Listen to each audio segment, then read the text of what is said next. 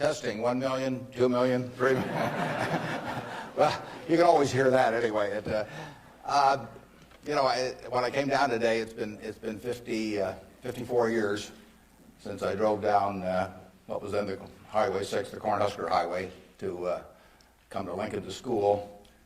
And even then, there was a lot of nostalgia attached with it because my father had attended the University of Nebraska in the 1920s. He was editor of the Daily Nebraskan, and one day a young woman from West Point, a student, came in to apply for a job as a reporter on the Daily Nebraskan, and my father not only hired her as a reporter, but he married her shortly thereafter. So both my parents attended here. My grandfather on my mother's side was here in the 1890s, and so a lot of good things have happened to me because of the University of Nebraska. I received a terrific education here. I was telling the dean the most valuable thing I learned here, but I learned a lot, but the most valuable was accounting, and we had a wonderful professor named Ray Dean.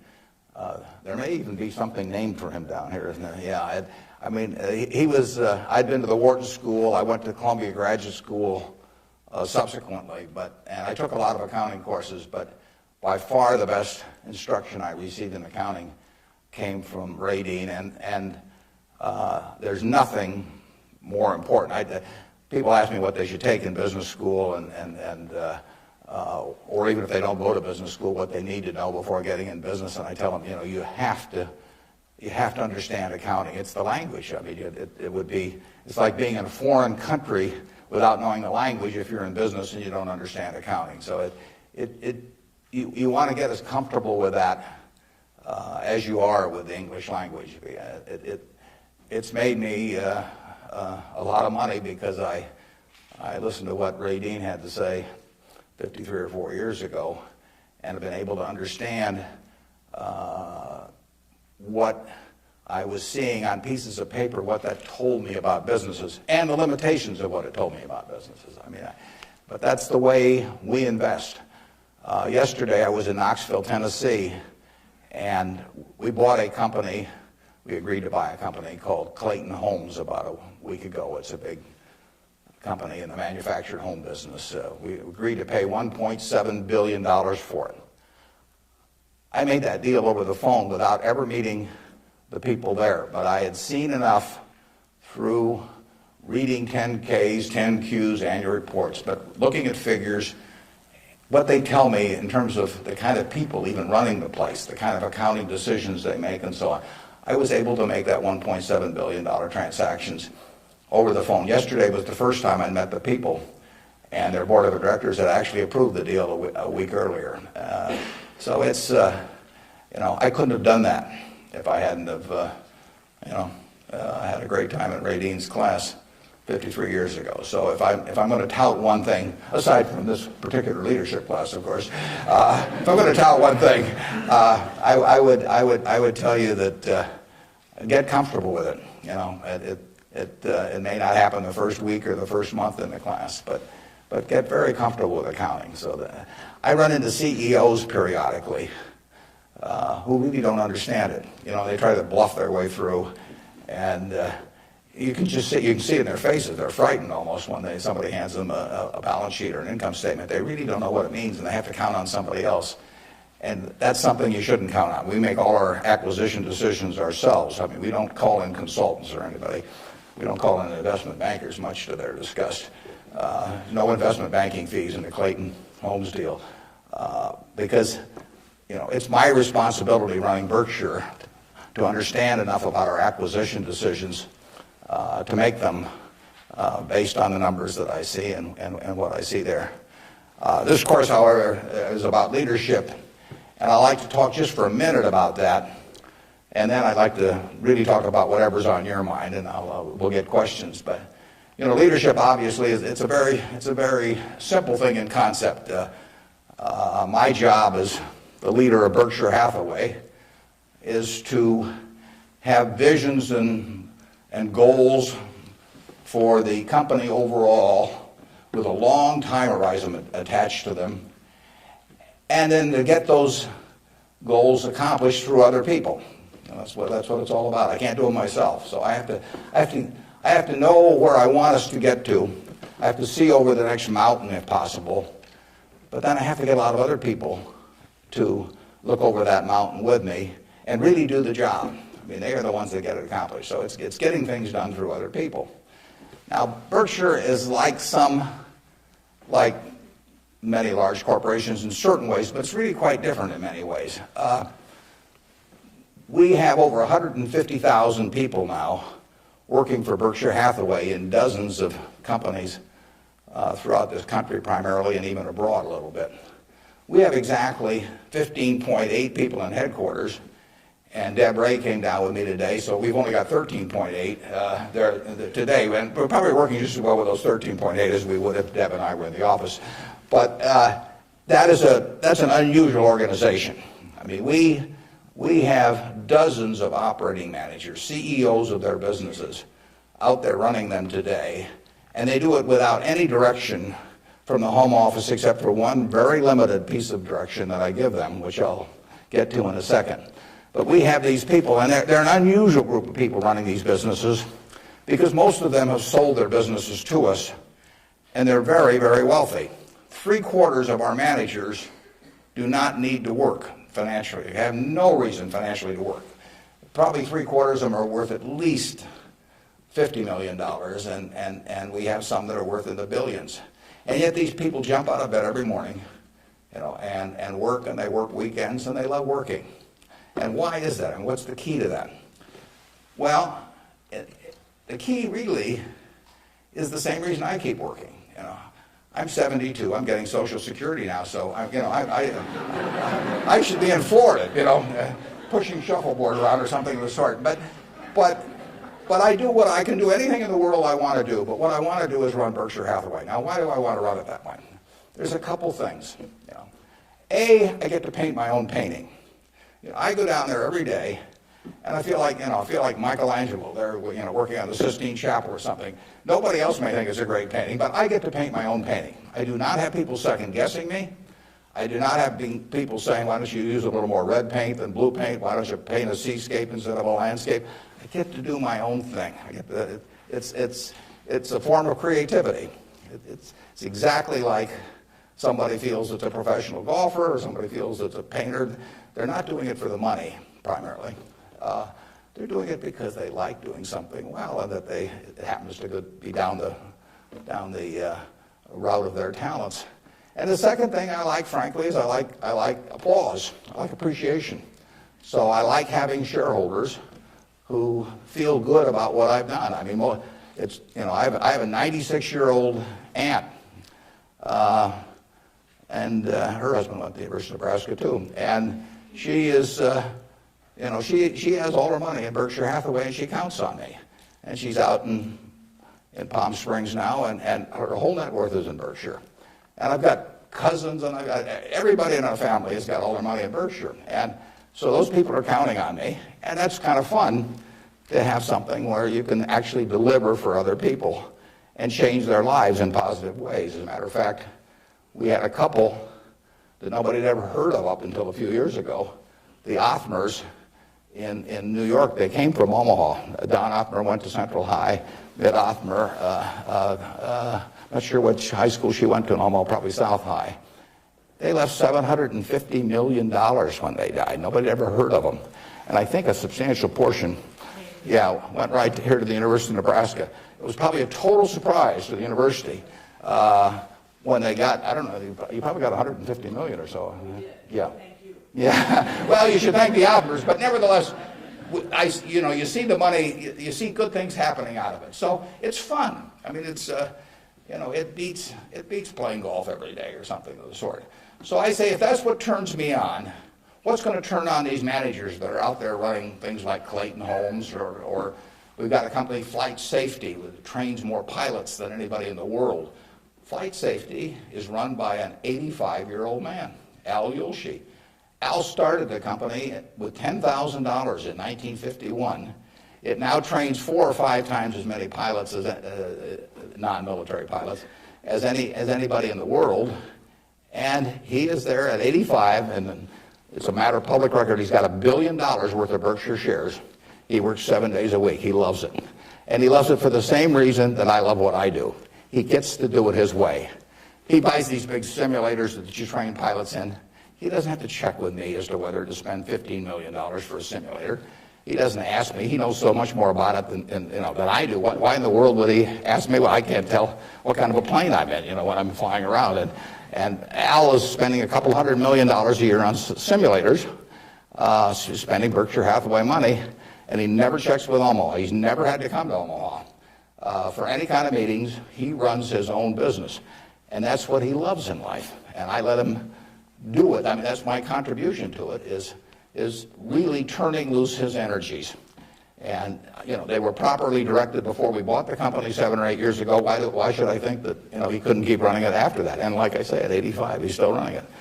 The second thing that our managers like, in addition to this painting their own painting, is they too love applause. I mean, I try to be, I report in my annual report accurately what they have accomplished, but they accomplished a lot. You heard Susan Jock, I think, some weeks ago here. Susan came to Borsheim's, and she was making $4 an hour. $4 an hour. And at age, before she was 40, she became CEO of the second largest independent jewelry operation in the United States, from $4 an hour. But it's talent, and Susan knows more about, I don't know anything about jewelry, you could hand me a phony diamond or a real diamond, I couldn't tell the difference. But if I started telling Susan what to order in the way of jewelry, or if I started telling her what kind of terms to extend to customers or who to hire or anything like that, she doesn't need that in life. She really owns Borsheim's. We have the stock certificate. We get the profits. We get accustomed to. But it's her baby. It's her baby. She decides, everything about that place. And so it's her creation. And that feeling of ownership is really extraordinary, and it's so much better. I mean, it's the way I like to work, and it's the way, Susan Jock likes to work. It's the way Al Yoshi likes to work. And Susan, like anybody else in this world, loves being appreciated. I mean, there'd be something wrong with her if she didn't. And the truth is, nobody appreciates her more than I do. I mean, she is a talent. And we are lucky to have her, and we're lucky to have all of these other managers. So leadership at Berkshire really consists of taking a bunch of people who, in a baseball analogy, would be 400 hitters, and just handing them the bat and just telling them to get up the plate and take a big swing. There's very little to it beyond that. One thing I do is I send them a letter. We don't have meetings in Omaha. Some of our managers, there aren't any meetings, and there's no catechism or anything else. Once every 2 years, I send them a letter. This is it. Roughly one and a half pages or so. The only instruction they get from us. They don't send budgets to us. We don't care about those. Some of the companies use budgets, some don't use budgets. We adjust to them. Some of the managers I talk to a couple times a week because they like to talk frequently. Some of them I talk to literally once a year because they don't like to talk to me. And whatever, it's up to them. I adapt to them. The only thing I tell them, and this letter, which went out January 20th, 2003, it says it's been 2.5 years since my last memo. Now, how many big companies you have the managers out there? It's been 2.5 years since they heard from the home office. It's been 2.5 years since my last memo. Here are a couple things to keep in mind. And number one, and this is number one every time. This doesn't change. It won't change 2 years from now or 4 years from now or 6 years from now. Number one, we can afford to lose money, even a lot of money. We cannot afford to lose reputation, even a shred of reputation. Let's be sure that everything we do in business can be reported on the front page of a national newspaper in an article written by an unfriendly but intelligent reporter. In many areas, including acquisitions, Berkshire's results have benefited from its reputation, and we don't want to do anything that in any way can tarnish it. Last year, Berkshire was ranked by Fortune as the 4th most admired company in the world. This year, we were 3rd in the United States. They just published it. It took us 37 years to get there, but we could lose it in 37 minutes.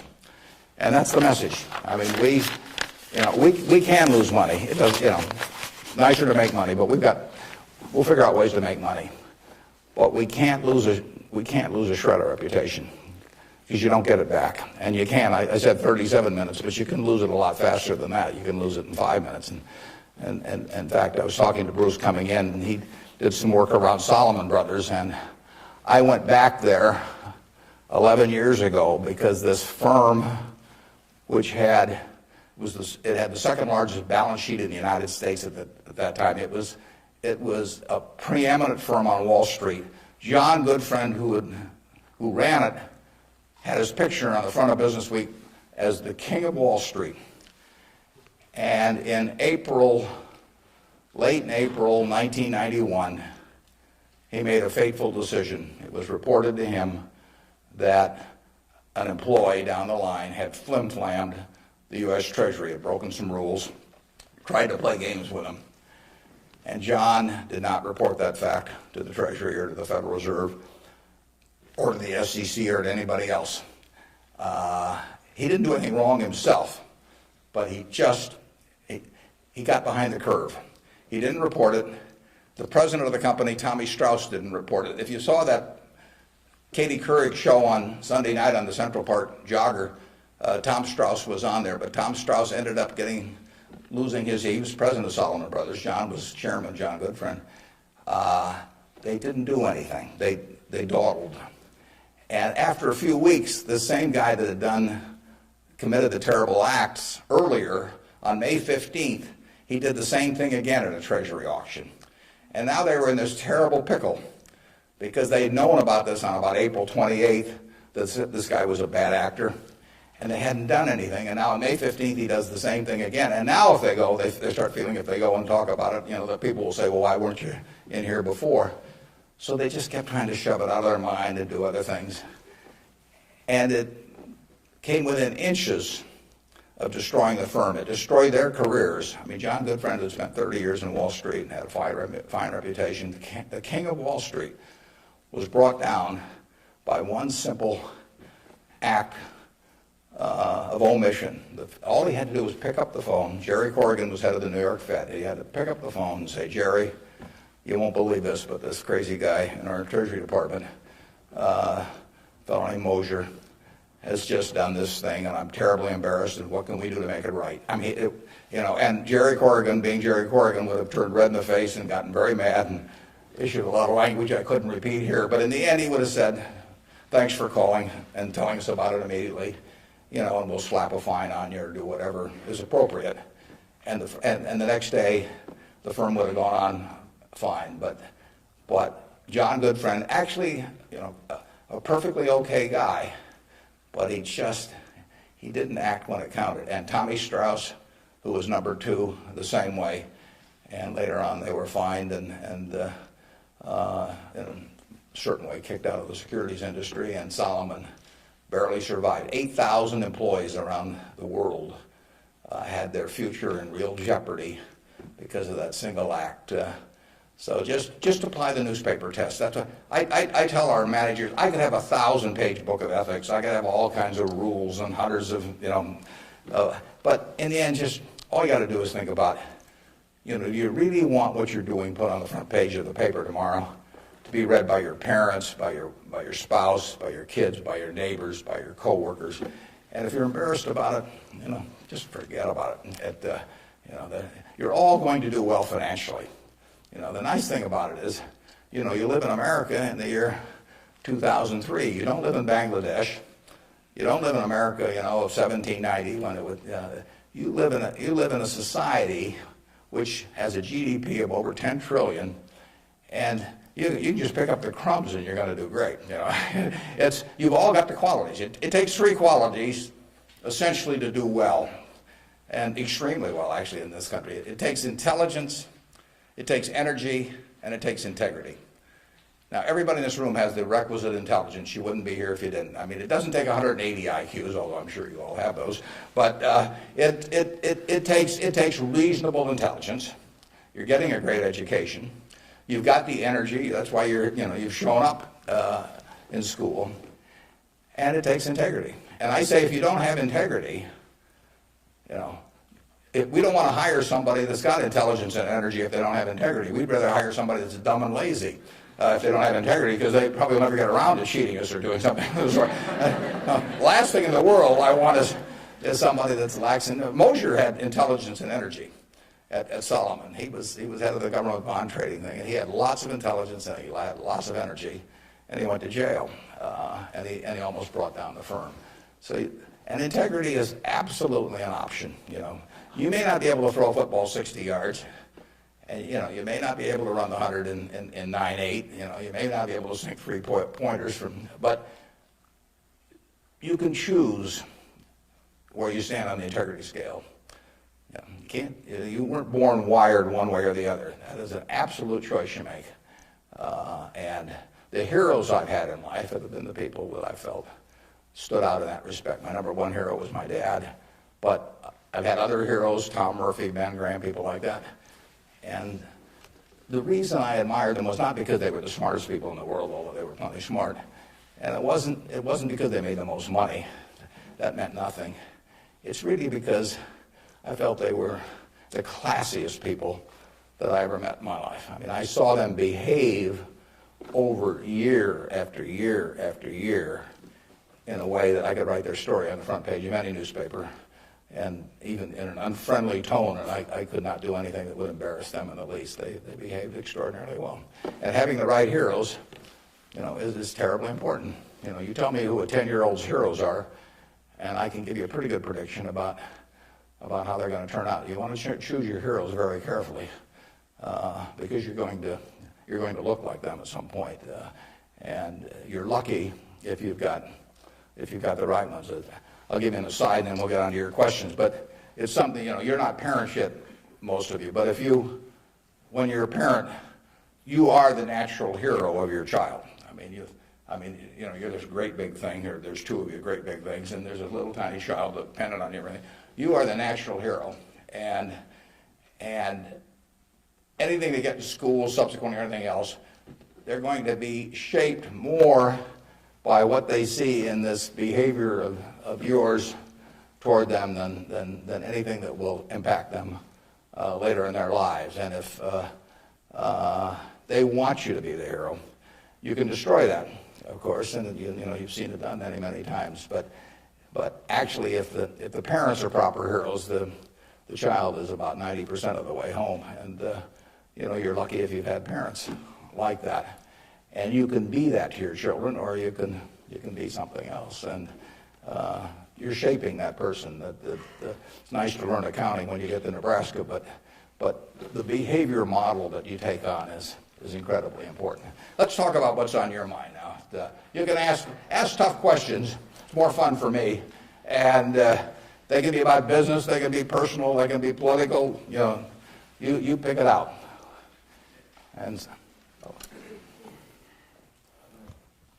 Good morning. When you were rejected from Harvard Business School, is obviously somewhat of a failure in your mind. How do you adapt to your failures in life to make you more successful? Yeah, well, that's a very good question. How do you turn failure into a plus? And it's true. When I was at the University of Nebraska, one day I was reading the Daily Nebraskan, and it said in room 300 or something, at 3 o'clock there will be this panel of three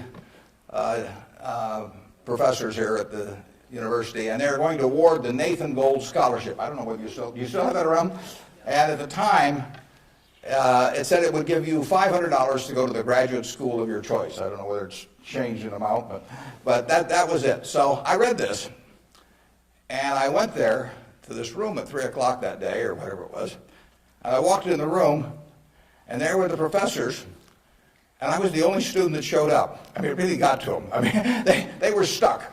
They kept waiting and looking at their watch and hoping there'd be more candidates, but no one came in. So I won $500 by default. And those are usually my biggest triumphs when nobody else shows up. And so here I was. I had $500 to go toward it wasn't limited, any graduate school for a master's degree. So I applied to Harvard. My dad wanted me to. And I shortly heard from Harvard. And they said, go to Chicago and meet this fellow who interviews applicants from the Midwest. So I got on the train, and that's what you did in those days, and I spent about 10 hours on the Burlington going to Chicago. Then I transferred to another little interurban train to go up to this country day school where this fellow was the headmaster, and he was the big interviewer for Harvard. And I got there, and after about 10 minutes, he said, better think about something else. But, he come back later on. I was 19 at the time, and I looked about 12, and I acted about 8. So it was not a great combination. So he said, forget it. So I took the little interurban train back to Chicago, and I took the 10-hour train back to Omaha. And all the time I'm thinking, what do I tell my parents? It's kind of embarrassing. But it was the luckiest thing that ever happened to me. Because if I'd gone to Harvard, I would have gone to a 2-year business school. I instead applied to Columbia, where I could graduate in 1 year and get a master's degree. Luckily, that by the accident of it and being in the Nebraska National Guard, which did not get called up for the Korean War, I missed going in the Korean War. I got to meet Ben Graham, which had an enormous effect on me subsequently. And I probably got my wife that way because she was going to Northwestern. And I was able to put on sort of a full court press because I got out in 1 year. And otherwise, she'd have met some other guy. I mean, I got her before the competition showed up. And so it worked out wonderfully. It couldn't have worked out better. And that's been my life, basically. I mean, things, you will get some disappointments, but the future is what counts. It'd be fun if I knew every decision I was going to make was going to be perfect. It would not be as much fun. It'd be like playing golf and knowing you're going to hit a hole-in-one on every hole. You wouldn't play golf if every time you got on a tee, you just took a swing and the ball ended up in the hole. It'd be fun for a few days. You get on TV, but the game would not be any fun. So it's failure, and I wouldn't even consider them failures, but they're mistakes or whatever you want to call them. They're part of the game, and in the end, you go on, and we've made plenty of mistakes in business. We'll make plenty more, and the Babe Ruth, and for a long time, it subsequently got eclipsed by a few fellows, but he held the record for strikeouts. So held the record for home runs and was the highest paid baseball player until the modern era came along. So it's part of the game. If you take big swings, you're going to miss sometimes. But the Harvard thing, you'll get a kick out of this. They invited me back to the 25th anniversary of this class to talk to them, and I went back. It was kind of embarrassing because this was the 25th reunion, and the class was talking about the next 25 years to these alumni that were back after 25 years. And my job was to talk about the next your financial future in the next 25 years. This was in, whenever it was, in the mid-70s. And right before me on the program, Masters and Johnson were talking about the next 25 years of their sex lives. So nobody stayed around for my talk. But that night at the alumni meeting, the fellow who was president of the class stood up and said, we're big enough to admit when we make mistakes around here, and we turn this guy down and throw him back in the water. And so now we'd like to make him an honorary member of the class. So they did it, and they voted, and everybody voted for it. And I stood up and I said, I recited the story that I told you. And I told him, I said, at the time I was kind of philosophical about this. I was young, and maybe my grades weren't that good or something. And so I took the rejection kind of well. But I said, now that I've met the people that got into class, I'm really sore.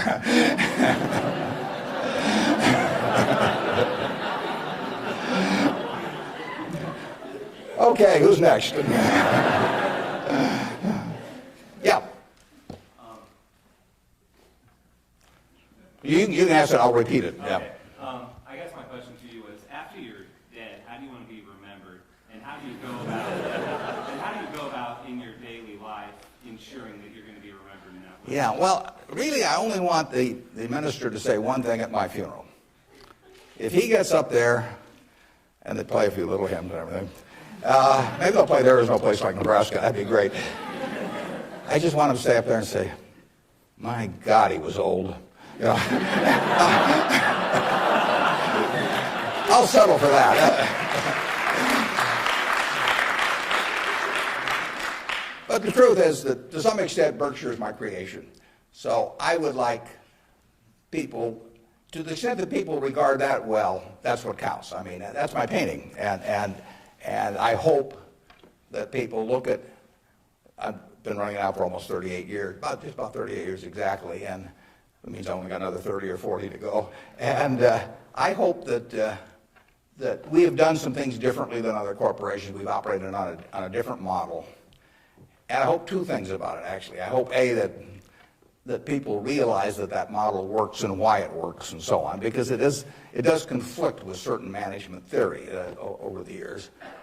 And secondly, the important thing is that it lasts well beyond me.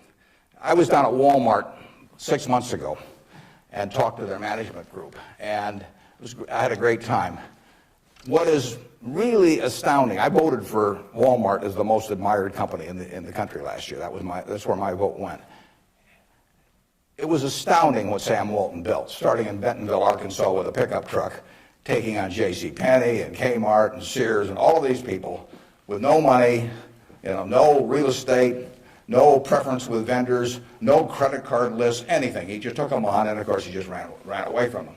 But the really impressive thing about Walmart is that Sam died about 11 years ago, and there's been no momentum lost. I mean, what he instilled in that company, nobody else could have built it like Sam, but David Glass first and Lee Scott now as the CEO, they have kept that company with its special culture going at full steam ever since. And that's really what I hope happens with Berkshire, and I've tried to think about ways to make that happen.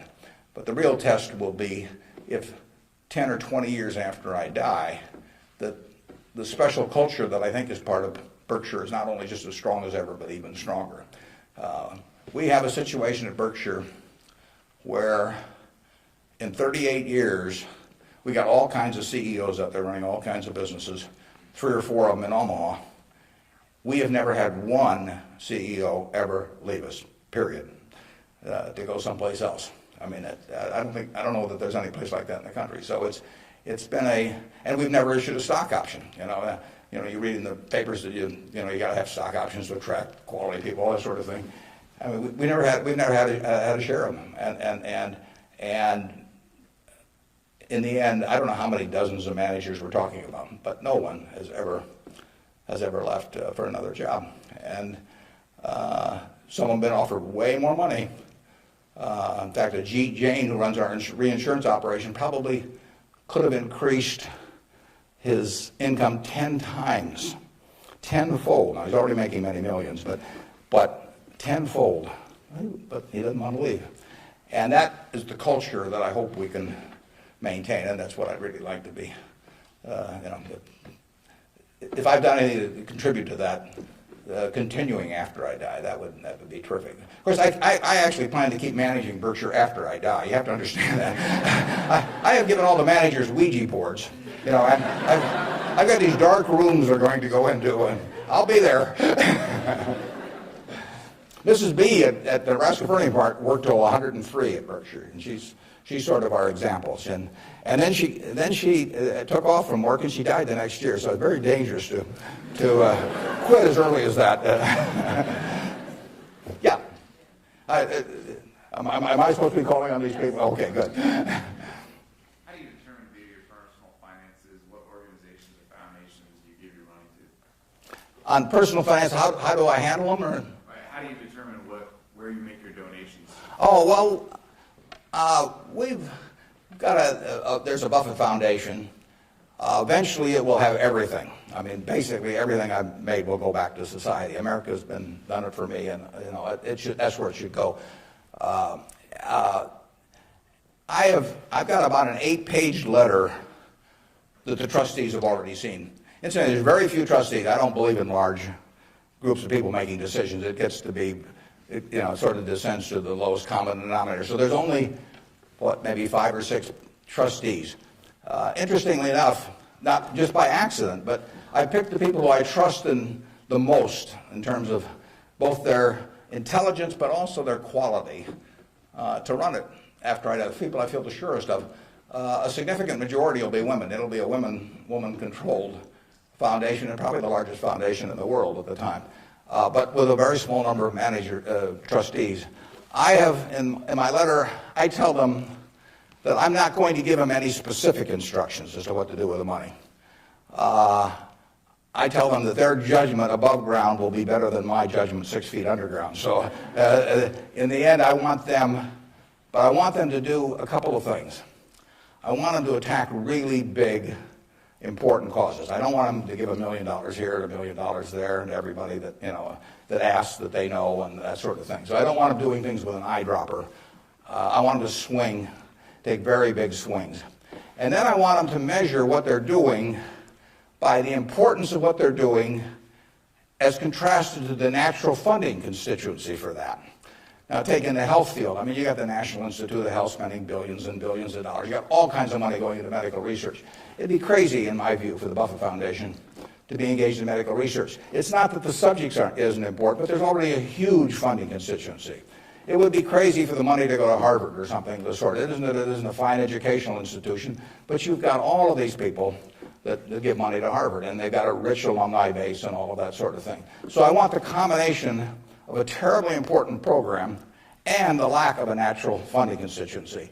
Well, where do you find that? You find that with unpopular causes to quite a degree. Rockefeller felt somewhat the same way. It's interesting. He was the first major patron of any sort of black colleges in the United States. Now, if you think about it, black colleges had no funding constituency. I mean, their alumni didn't have any money, basically, if you go back 75 or 100 years. So there wasn't any money coming. And people didn't, they didn't build great businesses and then leave tens or hundreds of millions of dollars to the institution. And it was self-perpetuating. And so Rockefeller stepped in, and he took a group of black colleges and funded them in a very, very big way. And I admire that kind of a decision enormously. Otherwise, nothing would have happened. And that's what I hope the trustees of the Buffett Foundation do. I was with Bill Gates last week, and I consider his foundation, he and Melinda together, because they're equal partners in it, I consider their foundation to be the most logical big foundation in the world. They're giving away about $1 billion a year. Now, Bill said and Melinda said to themselves, how do we save the most lives per dollar spent in the world? And they decided that in certain major medical areas, that what was being done abroad in many countries was zilch in terms of these things that were easily preventable by vaccines or various other things. And they decided they could save huge numbers of lives per $1 billion spent. But they'd be spending it, in places like India and Africa, where they would get no credit in the United States. I mean, no buildings with their name, no nothing. But that was their metric. And that's Bill's sole metric. I mean, he doesn't want to talk about, you can go to him with some proposition to stick his name on something, for $50 million. It doesn't interest him at all. It's a totally rational one, and he pours himself into it. He has educated himself on medicine, and particularly medicine outside the United States, in a way that I've never seen anybody. And I've got good news for you. This you should write down. On May 2nd, on public broadcasting, there will be a program where Bill Moyers is interviewing him, and Bill explains his philanthropic thinking. And I went there. It was taped at Columbia University, and in fact, you may even see me in the audience sitting next to Melinda. But it's going to be a great program. They took about 1 hour and 20 minutes, and it's going to get edited down to 56 or 58 minutes. But you will hear as cogent an argument for rational philanthropy on that program as you'll ever hear in your life. So it's interesting. That program came about because about 2 years ago, I asked Bill a question at a group I get together, something akin to what you asked him. I asked him to talk about the evolution of his philanthropic thinking. And there were a group of about 60 of us there, and he talked to us, and I mean, it was a fabulous talk. And I said, you got to get that out in the public domain somehow. So this thing with Bill Moyers does that. If I die tonight, all my Berkshire shares, which are 99% of my net worth, plus go to my wife. She dies first, hers go to me, and then it all goes to the Buffett Foundation. And it will then be active on a very big scale, and those are the guidelines. And who knows what those problems will be. I mean, it might well have been civil rights in the early 60s. I mean, the civil rights organizations, were not being funded by anybody. And I mean, money wasn't the big problem, but it was a problem in the civil rights arena. And there was no natural funding constituency for that. It was a very important issue, but it was an unpopular issue in many respects.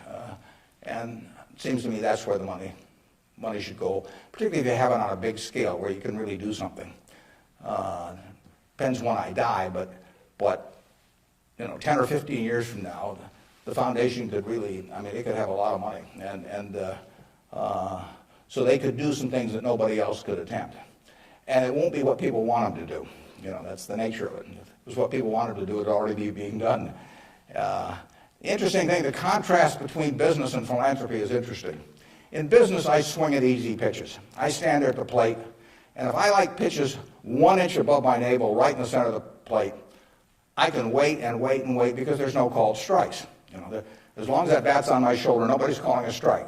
If the pitcher throws me General Motors at 36, IBM at 82, Microsoft at 25, and I don't swing, it's not a strike.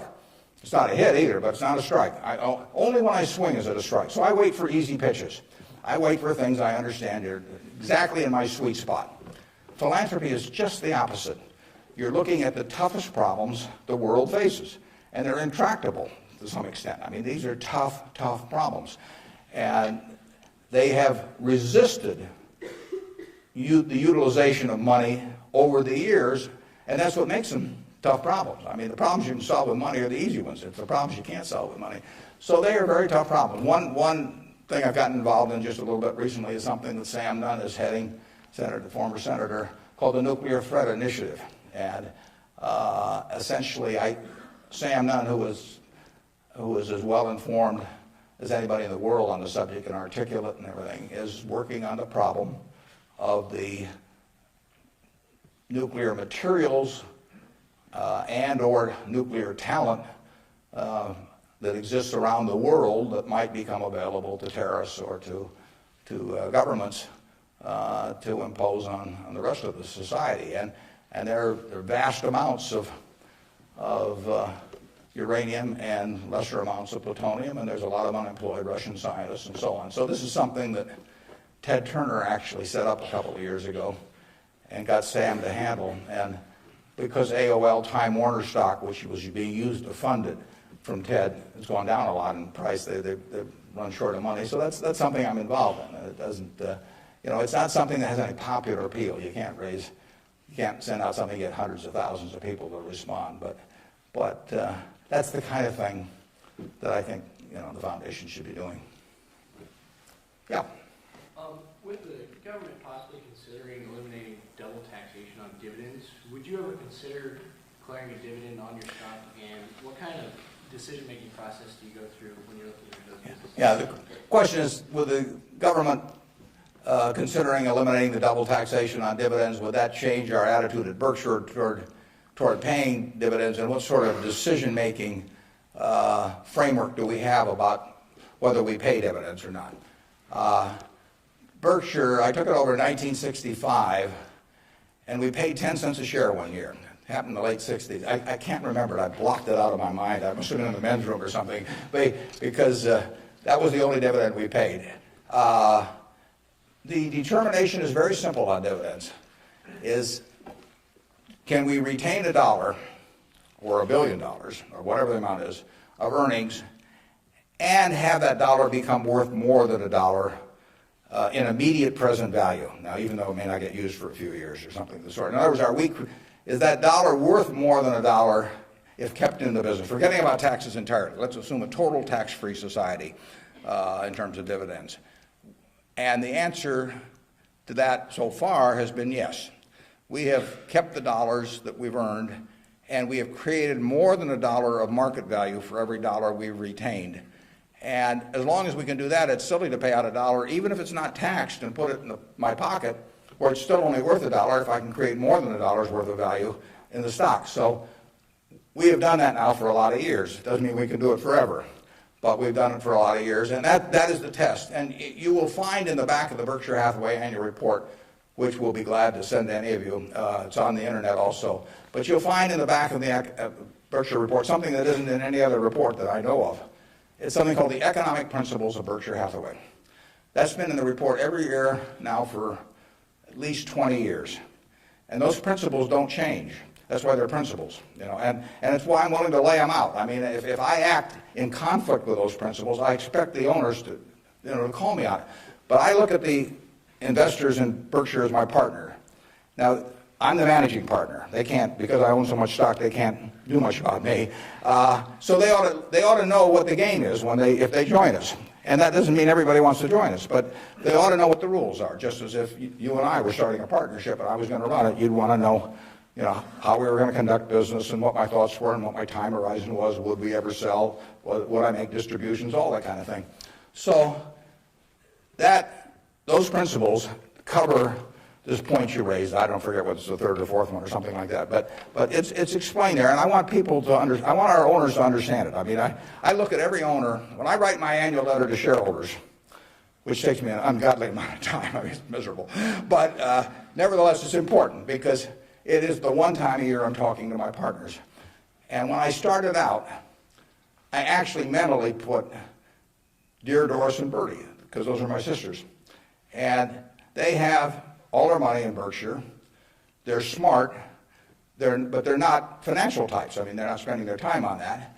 And I essentially want to be talking to them as bright people who don't know a lot of financial jargon necessarily, but they're interested enough that they'll read a lot because they got all their money in it. So I don't have to worry about keeping it short or anything like that. If I'm talking about their money, I've probably got their interest, and I take that off at the very end, and then I take off Dear Doris and Bertie, and I put to the shareholders of Berkshire. But I want to tell them exactly what they're in. I want it to be just as if our roles were reversed. That's always the test. If Doris and Bertie were running the place, and I was living in Carmel, California, like Bertie is, what would I want to hear from them, the managers? And one of the things I want to hear is just exactly the question that you asked. What is your attitude about distributing money from the company? Because I get to make that decision along with the board of directors, and they don't. And some managements withhold money that really belongs to their owners because they like building a kingdom. Some of them, do it out of fear or anything like that. I think I'm doing it for a rational reason, and I want to explain that reason, but I tell them how to test me on that too, because I think I should be tested. And it's a very important relationship that really has deteriorated over the years, in my view, between management and owners. I mean, you've seen in the last 10 years a slippage, in my view, of the behavior of American CEOs. I mean, obviously, all kinds of exceptions, but it's very interesting because they're not crooks or anything, most of them. There's a few, and they've gotten a lot of publicity lately. But nevertheless, they have behaved as most humans do. They've sort of picked up the behavior of those around them. That's why it pays to hang out with people better than you are. I mean, if you hang out with people better than you are, you'll become better yourself. Everybody behaves better that's around my wife. I mean, even including me, starting from a low base. But she just has that effect on people, and other people pull you down. I mean, when I was in the National Guard and we would go to camp, in about an hour I was reading comic books. Pretty soon everybody's reading comic books. The language, every other word becomes some form of profanity. Everything. You just sink. Well, what happened to American CEOs in the 90s is that the behavior, the situational ethics, sort of caused behavioral norms to sink. I say it's a little like how Mae West described her career. She said, "I was Snow White, but I drifted." And American management drifted to quite a degree during that period. I think it's very important, what that relationship is. people have given you their money at Berkshire Hathaway or any other company, and I'm a trustee for them in effect. And then the question is, they ought to, since I control the place, they ought to know the yardsticks. So if you do go to our website, go to the back of the report, and there's something that says economic principles, and we try to discuss everything that's important. And I tell them I'm going to put them in there every year so that they can hold me accountable. Yeah. You talked quite a bit about flexibility in your many different companies and so forth. If you could elaborate a little bit on the personal qualities and professional qualities that you look in those executives that you place in those companies. Yeah, and the question is about the personal qualities we look for in the executives we place at our various companies. The first thing is we don't usually place them. I mean, they come with them. We don't have anybody to place. So I have the problem occasionally, if somebody dies, or to replace a CEO. But most of our CEOs came with the deal. Clayton Homes, which we're buying, comes with Kevin Clayton running it. We will put no one in there. He will run the place just as before. But in terms of the personal quality, when a seller comes to me with a business, whether it's Clayton or any of the others, Ike Friedman at Borsheim's, Mrs. B at Nebraska Furniture Mart, when they come to me, the first question I have to ask myself, because I'm counting on them to run the place, I have to decide, do they love the money or do they love the business? Now, there's nothing wrong with liking the money. I mean, they all like money, but they've got to love the business. They've got to have a passion for it.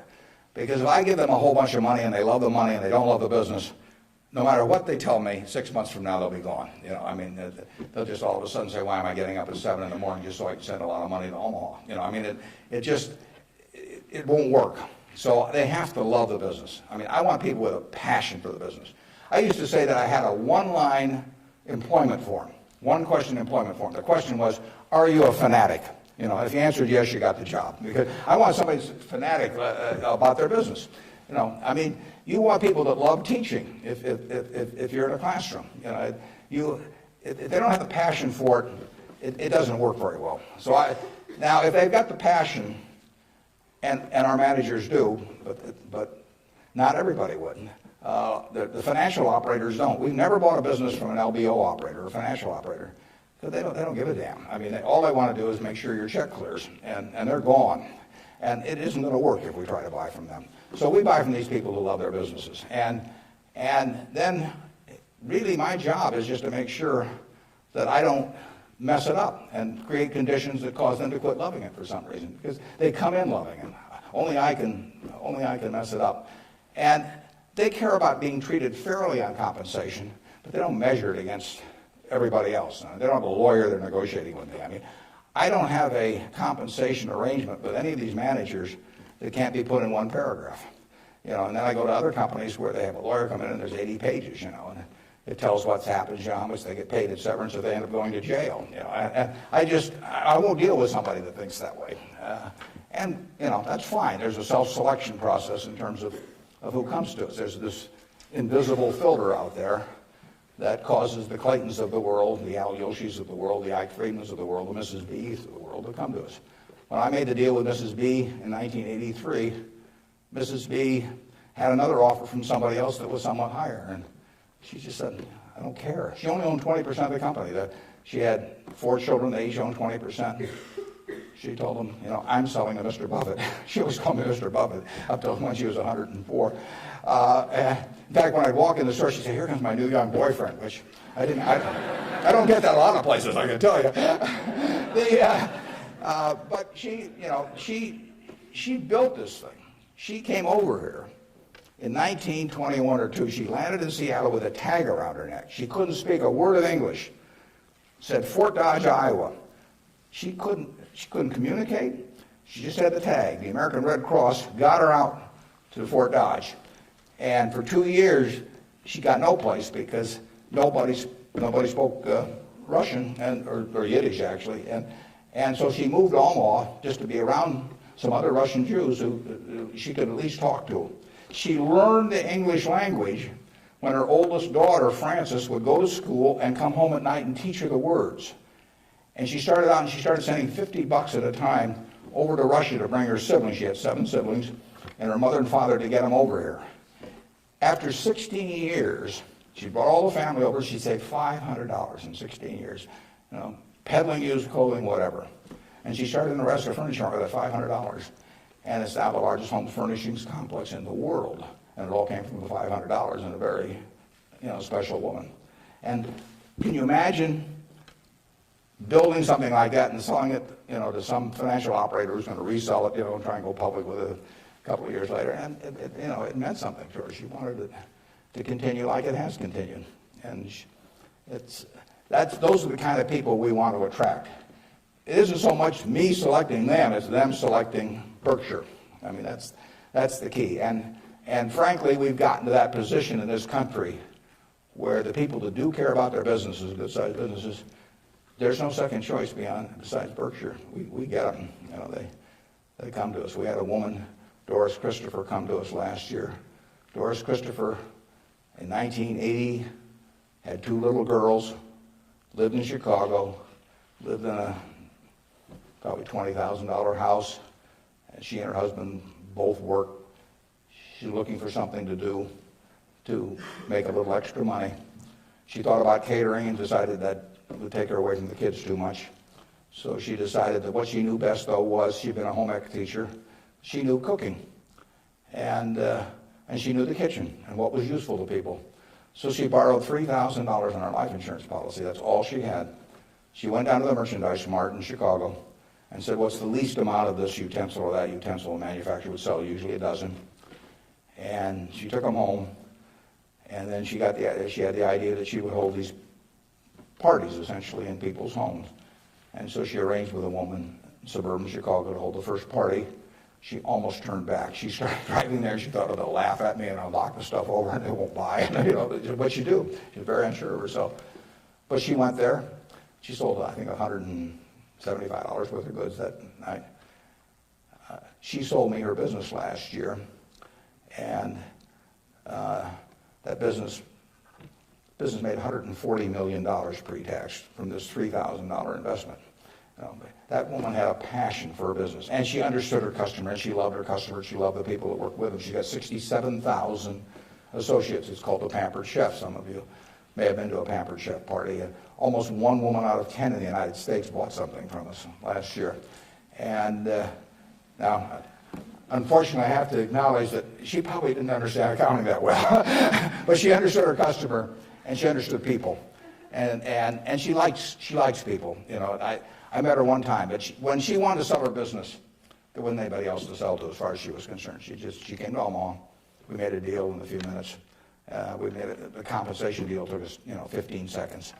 She's running the business. I've never been there. They're in Chicago. I hope they're there. I mean, we paid a lot of money for this. I mean, someday we'll buy a business and there'll just be some guy in a closet someplace saying, what figure shall I send Warren this month? But I've never been there. I've met her and I've seen the results of what she's done, and she is in love with the company. Yeah. How do you intrinsically value the businesses that Berkshire acquires? How do I value the business that Berkshire acquires? Well, the first thing I have to decide when somebody calls me is valuing this business within my circle of competence. I don't know how to value Microsoft. I don't know how to value Oracle. I mean, if Larry Ellison calls me or Bill Gates calls me, and they don't.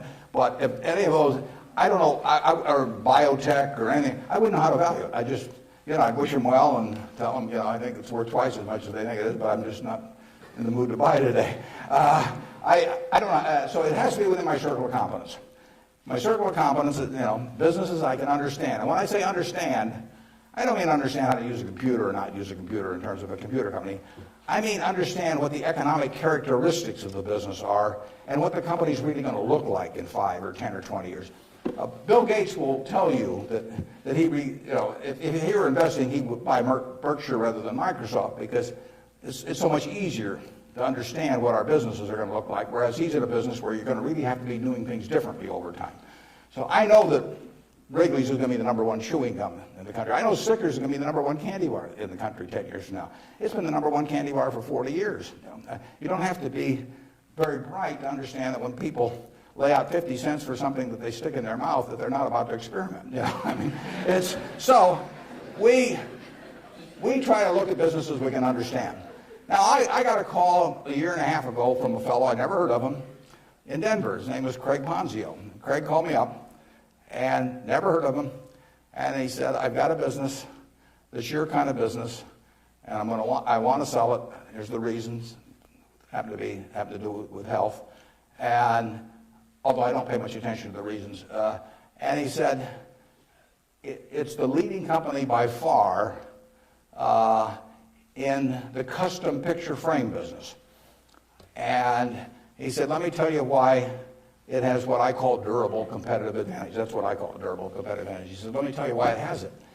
He said, there are 18,000 people that frame pictures in the United States, little mom and pop operations. Every town, Lincoln will have a half a dozen, Omaha will have a dozen, and they frame pictures. I go over to get a picture framed, I hand it to somebody, I say, I follow their judgment. I say, biggest thing I want is I want a good-looking frame, and I want it back soon. I want quick delivery.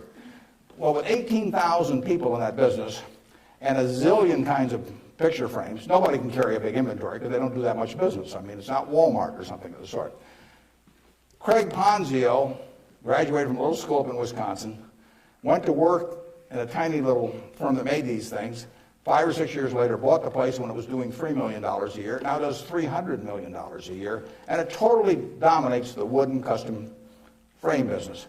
Why does it dominate it? It dominates it because it calls on these 18,000 people. It has a sales force calling on them 6 or 8 times a year, and it has 22 plants around the country that can get the frame that the custom framer orders 85% of the time. If they order it by 5 o'clock today, they'll have it by 3 o'clock tomorrow afternoon. Now, think of that coverage. That's what the customer wants. They don't care whether they pay $83 or $88 to get the thing framed. You've got something you want done, and you want it done fast. And that little custom framer, those 18,000 people, they want happy customers, and that means speed of delivery and certainty and all that. You couldn't build a distribution system to compete with us. I mean, just think of trying to build a distribution system starting from scratch that would take that business away from us. It can't be done. Well, Craig explained that to me in about 15 minutes. I'd never thought about the custom frame business, but I framed pictures or had people frame them for me, and I understood the power of that. That was a Monday. I said, I think we can make a deal. So he came on Wednesday. He came at 9 o'clock and he left at 10 o'clock. We've had a deal. I've never seen him since. He got the money promptly thereafter. He wasn't going to come to the annual meeting last year, but his wife was sick. He'll probably come this year. He's a good guy. And no one can knock us off in that business. Every time I buy a business, I say to myself, if I had $1 billion and I wanted to go in and compete with these guys, could I knock them off? If you gave me $1 billion and you told me to dislodge Snickers as the #1 candy bar in the country, I don't know how to do it. If you tell me I got $1 billion and I got to make it, or $5 billion, and I got to make it so that Wrigley's, Spearmint, Double Mint, Juicy Fruit, all of those get knocked off the top-selling gum list, I can't do it. Now, if you give me $1 billion and tell me to knock off all the ladies' apparel shops in Lincoln, I'll make mincemeat of them very fast. I mean, I have a very good business myself, but I can destroy them. And the real test is, can some idiot with a lot of money destroy the business you've got if he decides to compete with you? And we try to buy businesses where no matter who comes along, they've got this durable competitive advantage. Those are the 3 words that count. And you can make that. You may be able to make that decision about companies that I can't make that decision about. They have to be pretty simple for me. But we buy things that, we have Fruit of the Loom underwear. Are people going to quit wearing underwear? Well, who knows? But we sell 44% of all the men's and boys' underwear that goes through Walmart and all of the mass merchandising chains. We've got the lowest costs around. Fruit of the Loom is a name that's been around since 1850 or 60. If you can buy 3 pairs of shorts from us, or 6 pairs or whatever it is, for $5.50 and nobody's going to sell them cheaper, why are you going to buy anything else? So we'll own that unless we mess it up some way. We've got a very potent advertising slogan there. We cover the asses of the masses. Sort of gets to it, doesn't it? Yeah, up there. Yeah.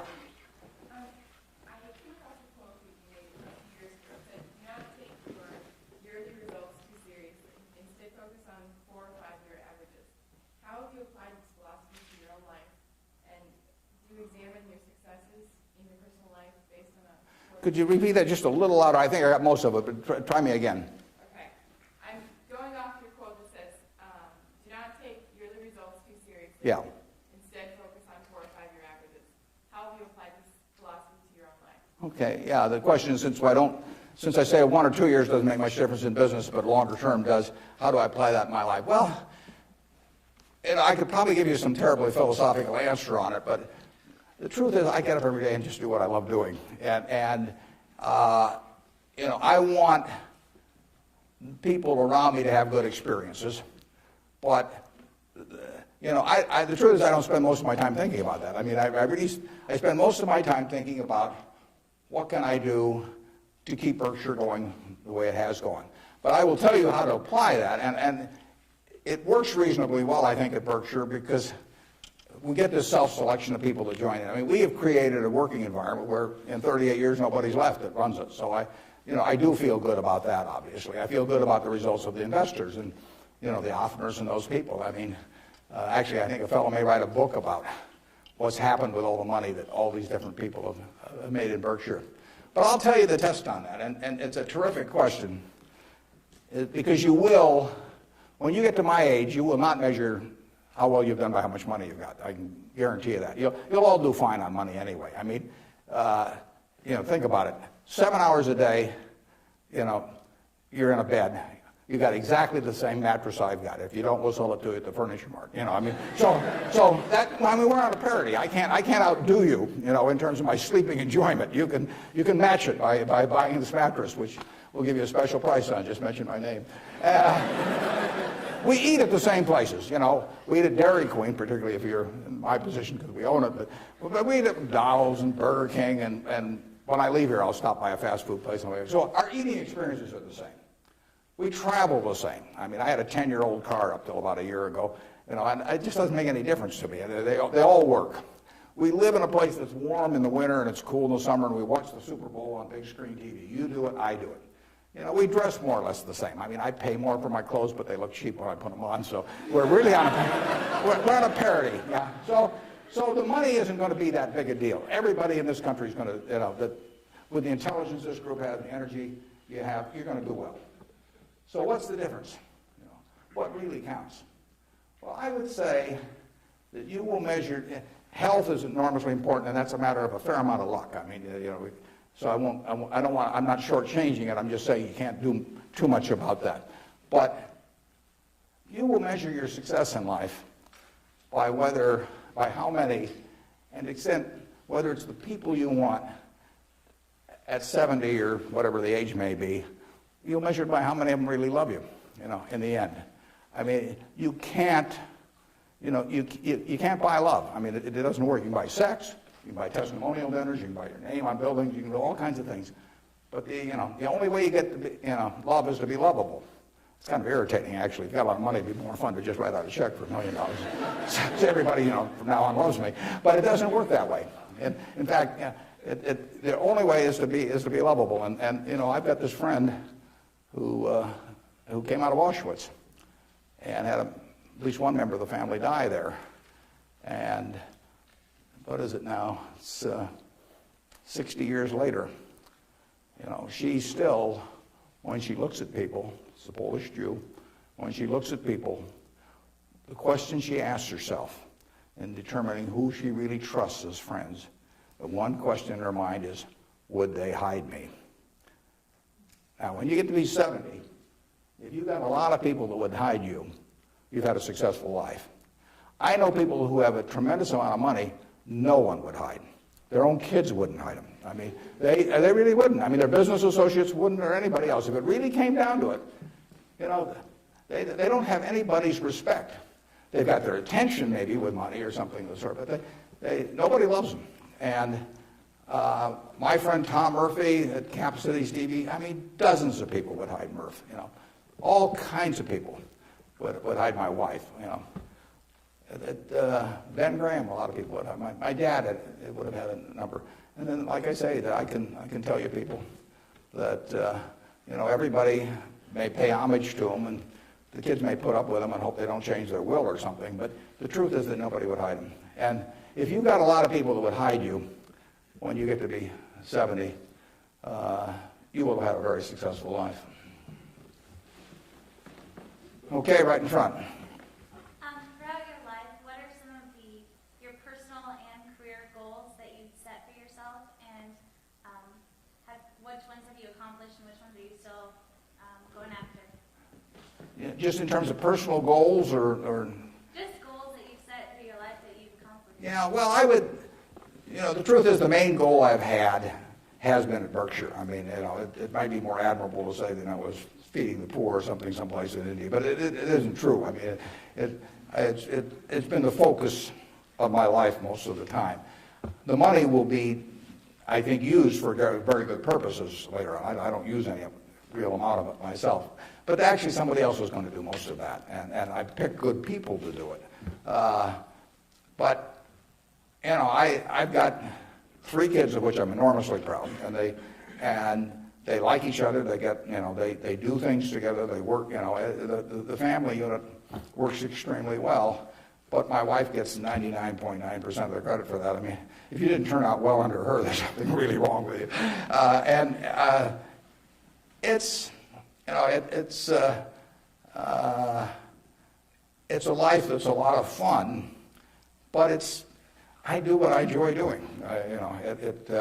I play lots of bridge on the internet because I like to do that more than anything else. I used to do way more reading. I do a lot of reading, but I used to just read all the time.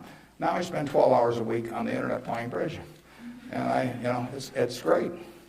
I will talk to the Microsoft Summit here in about a month, and I tell this group, and there's all these high-powered internet types, and I tell them, look, you guys are all failures because here I am, got all kinds of money. I've been fooling around with the internet now for 10 or 12 years. I spend 12 or 14 hours a week on it, mostly bridge, but I do, the Google searches, and if I'm writing a talk, I look up all kinds of information on it. I read the New York Times, the Wall Street Journal, 10 o'clock the night before, and all these things. And you guys are getting exactly $120 a year out of me. I mean, that is a failure.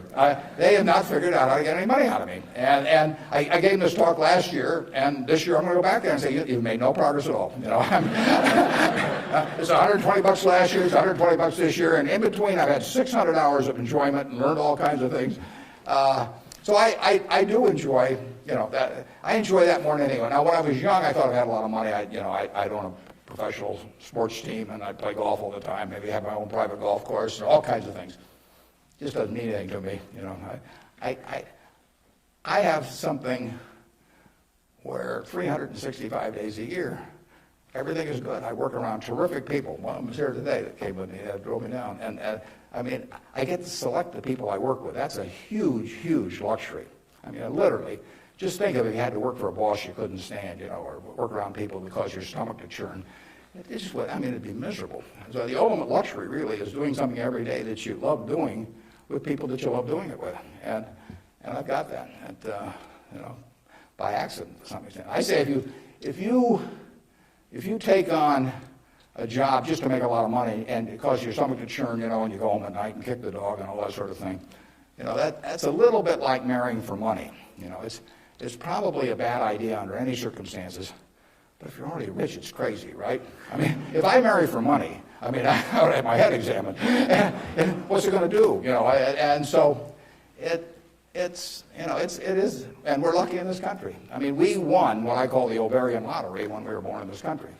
It was 4 times or likely you would have been born in China, just about as likely you'd have been born in Bangladesh.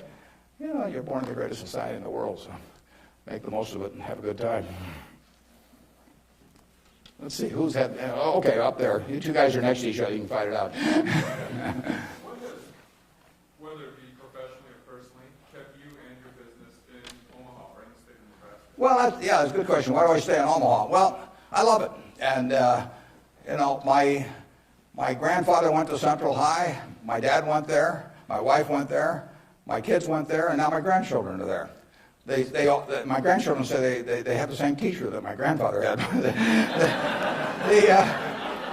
But there's continuity, there's friends, there's all kinds of things. I mean, there's no disadvantage to being in Omaha.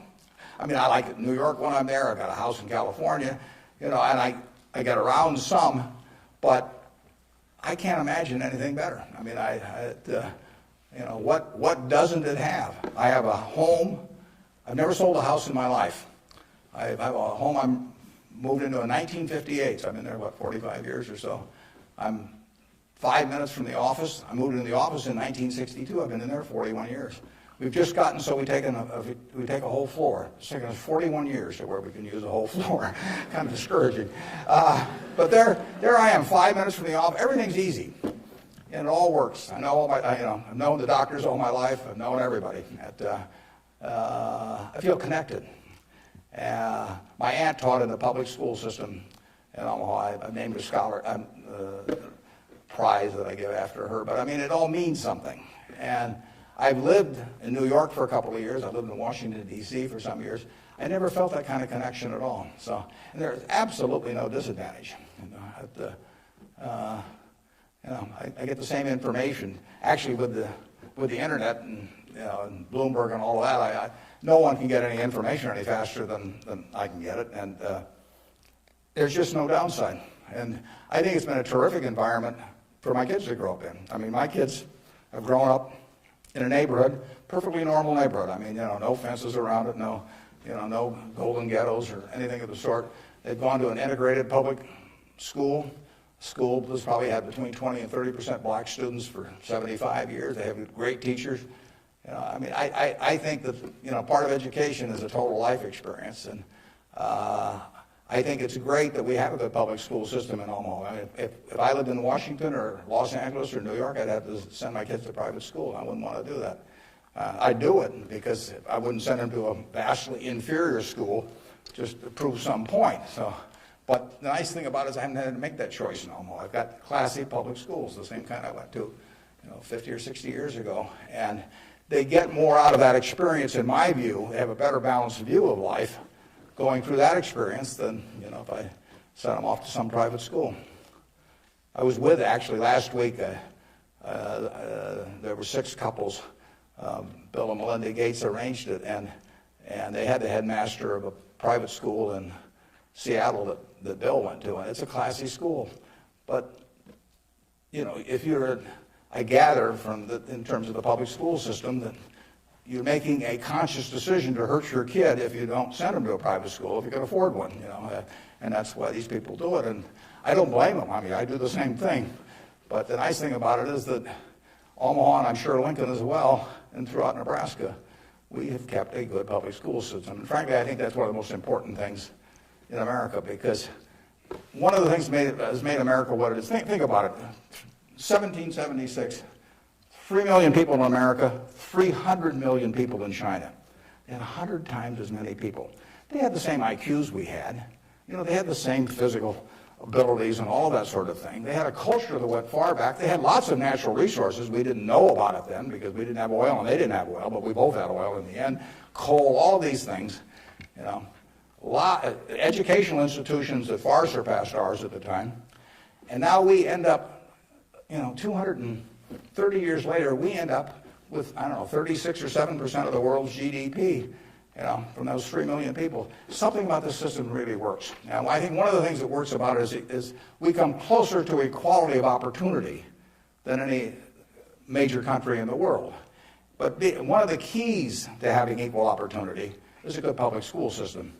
If you have one public school system for the rich and one for the poor, you do not have equality of opportunity. It's really one of the top things on my list. And when I got asked about, what you can do with money, I think that anything that creates equality of opportunity, right from the word go, I'm talking about from when you're 5 years old, and actually my daughter's working on something that goes back before that, but anything that creates equality of opportunity is what's going to keep, America the kind of America that we have now. It's vital, and there's nothing more important than that than having a first-class public school system. And unfortunately, the communities where they've lost it don't get it back. I say that an outstanding